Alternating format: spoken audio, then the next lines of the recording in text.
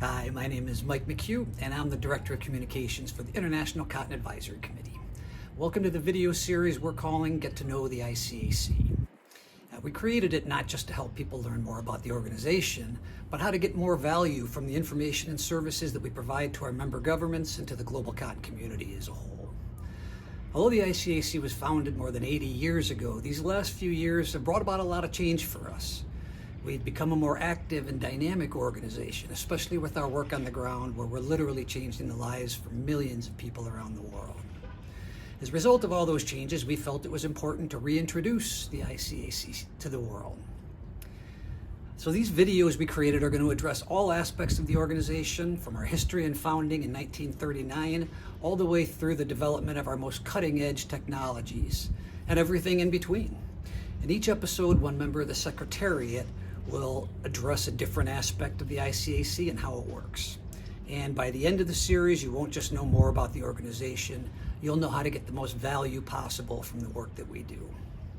So we're thrilled that you're coming along with us on this ride, and without further ado, let's get to know the ICAC. Hello everyone, my name is Mike McHugh, and I'm here today to tell you about World Cotton Day. In the early months of 2019, a seemingly innocuous conversation was going on in Washington, D.C. The ICAC's Executive Director and Director of Communications were discussing how many silly things get their own special day. For example, food gets a lot of attention. January 4th is National Spaghetti Day. February 5th is World Nutella Day. February 19th is Chocolate Mint Day. And on December 23rd in Mexico, they celebrate the Night of the Radishes. On a more bizarre note, April 23rd is International Nose-Picking Day. And in 1972, a journalist named Harold Pullman Coffin proposed a National Nothing Day as a non-event to be observed by doing nothing every January 16th. So even being lazy has its own day. Yeah, we're going to stay for a few extra seconds on this video because it lowers my blood pressure. I must admit that I, like this kitty, am actually a fan of National Nothing Day. But okay, moving on.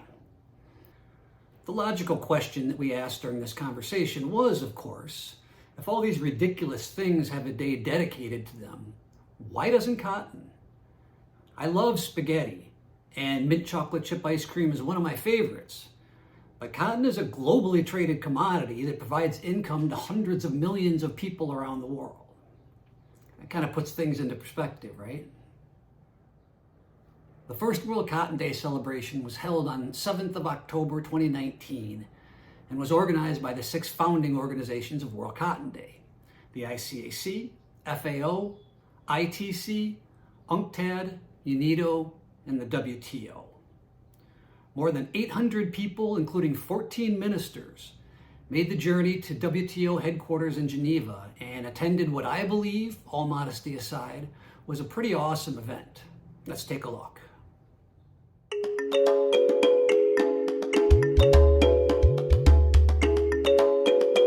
Just about everywhere humans live, cotton and its products are processed, transformed, and traded.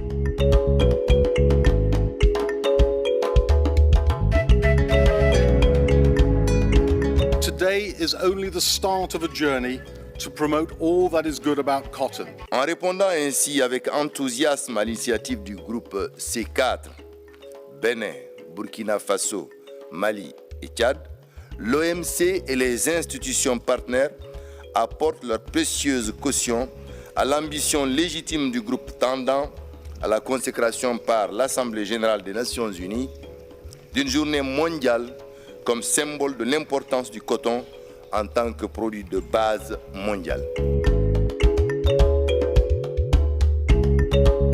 Cotton is textiles, cotton is food and energy, and cotton is also trade.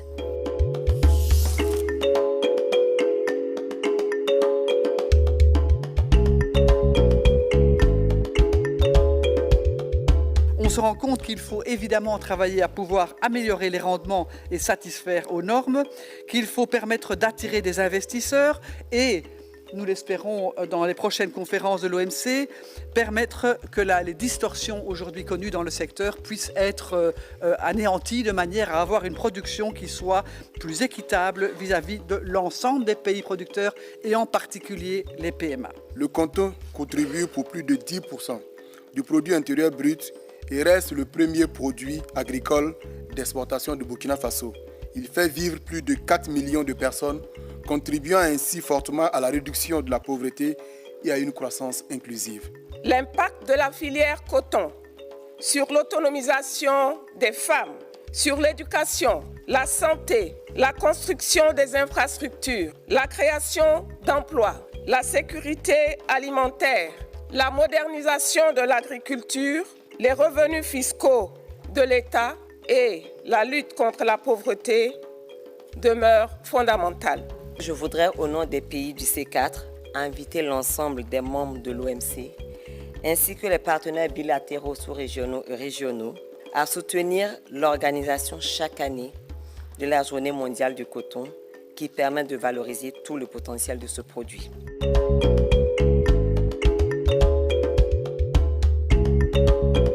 O Brasil saúda a criação do Dia Mundial do Algodão, marco para o diálogo e a cooperação entre todos os países e organizações com interesse comum no fortalecimento da cadeia produtiva do setor. India supports the World Cotton Day as an opportunity to recognize the significance of cotton as a global commodity and, more importantly, as a source of livelihood for millions of small and marginal farmers in developing nations. China always attached great importance to cotton negotiations, and we will continue to play a constructive role and work together with other WTO members with a view to reaching meaningful outcomes on cotton.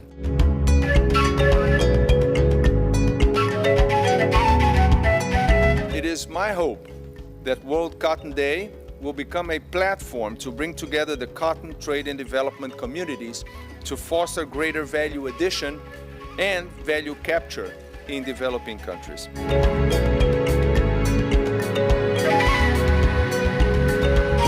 So we're moving in the right direction, so let's keep pushing forward.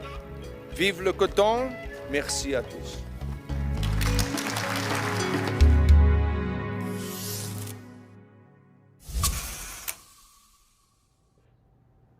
So that was pretty cool, right?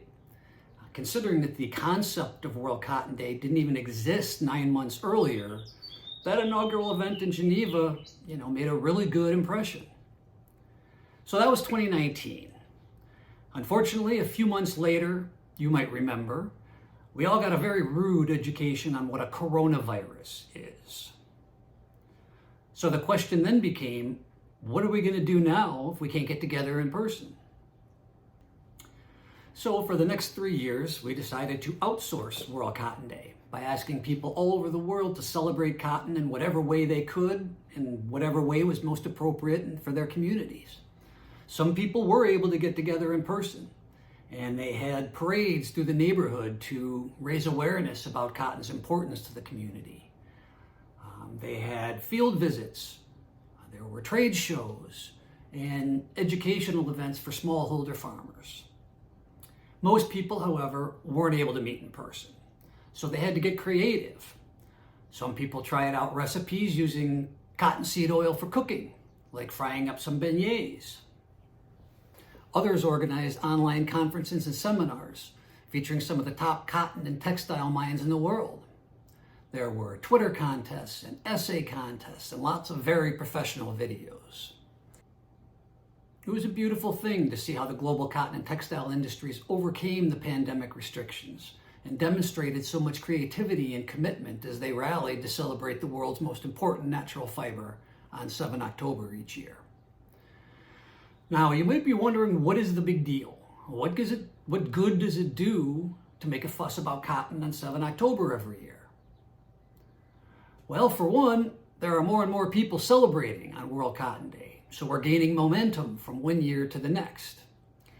And visibility is important to ensure people understand just how important cotton is to the world, especially vulnerable people in less developed countries.